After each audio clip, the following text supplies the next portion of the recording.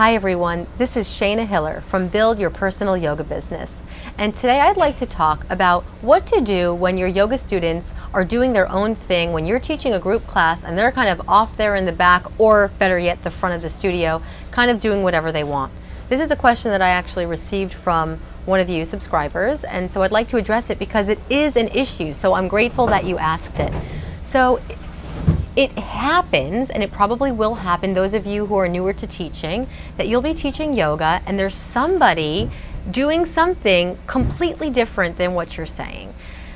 Depending on you as a teacher and as a guide, it may affect you differently. Like there's some people who it just doesn't really matter, they don't really care.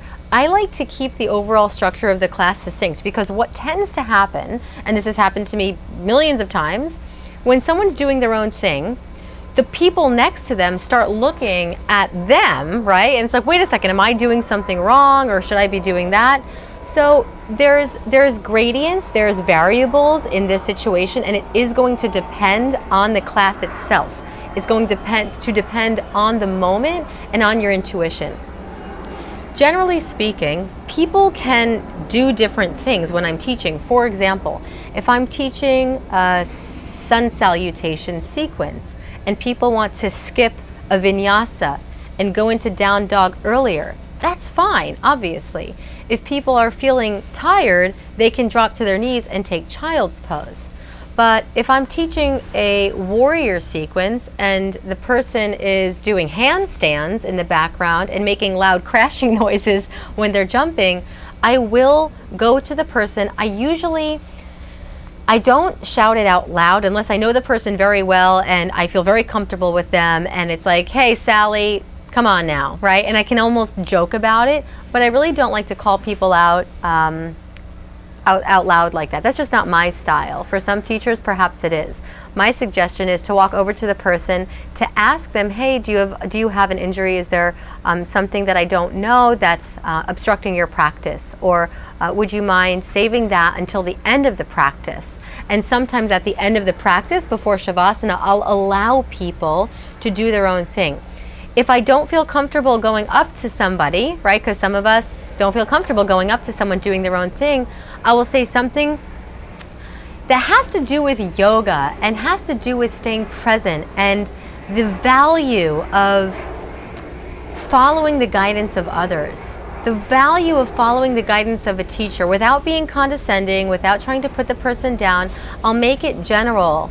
For example, there's something magical about being present and having to turn and getting the opportunity to turn your brain off and just listen to the teacher and do the practice. That really is where the teacher, the guru, the instructor really is a powerful force in terms of holding space. The difference between doing a practice at home and doing a practice in a yoga studio is just that, for me at least. I get to turn my brain off and be guided. So you can make reference to the meditative quality of a yoga practice being that you get to turn your brain off and be guided, so you don't have to constantly be thinking of what you're going to do next. So again, this depends on the situation. You can go up to the person if that's your jam and be more assertive. I have no problem going up to someone and asking, hey, is it okay if you just try to stay within the structure, or I'll say it out loud, or I will make something a general reference. But like I said, it's okay if people are doing different things as long as it's within the realm of what you're teaching. You may also want to pay attention to your style of teaching, right? Are you holding space well, right? There is an art and a mastery to holding space to the extent, have you ever been in a yoga class? There's certain yoga classes that I'm sure you've taken that people aren't going to do their own thing, because the teacher is like holding such strong space, holding such a tight container that there really is no room for interpretation. So mastering the art of holding space is something that I teach. I teach it in my e-course.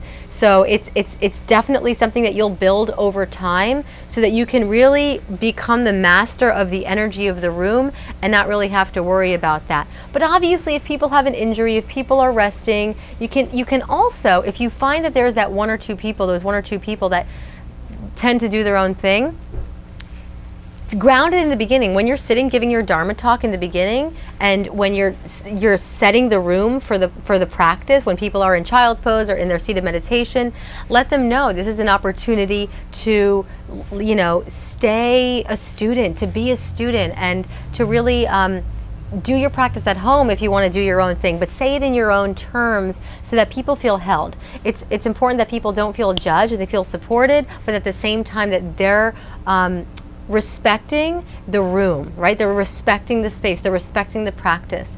So you got to find your own way. Don't take it personally. I know it's hard not to take it personally. It's hard not to get heated. For years I would get angry, so I had to work on, okay, Shana, breathe, pause. This is a beautiful light being, and let's hold space. These are opportunities. Everything that seems like a problem is an opportunity to be a yogi, right? To breathe, to smile, and to explore a creative solution. There's no set answer in these circumstances, and it requires you as a leader to be uber present with how you handle the situation. Ahimsa, non-violence, find your own way. Anyway, I hope that this serves you on your journey. Please click the link below if you haven't already. Get the ebook, sign up for the course. It's time if you haven't already, and learn how to hold space along with many other steps to activate your highest potential as a yoga teacher. Sorry for the leaf blower in the background, but I thought that this new wonderful jungle oasis of Venice Beach, California was worth the outer noise. I hope that you have a beautiful day. I look forward to connecting with you further. As always, subscribe if you haven't. Ask me questions, comments, any other topics that you'd like me to cover around building your personal yoga business. I'll get to them all. So leave a comment below and we shall speak soon. Have a magnificent day, and I'll see you in the next video. Namaste.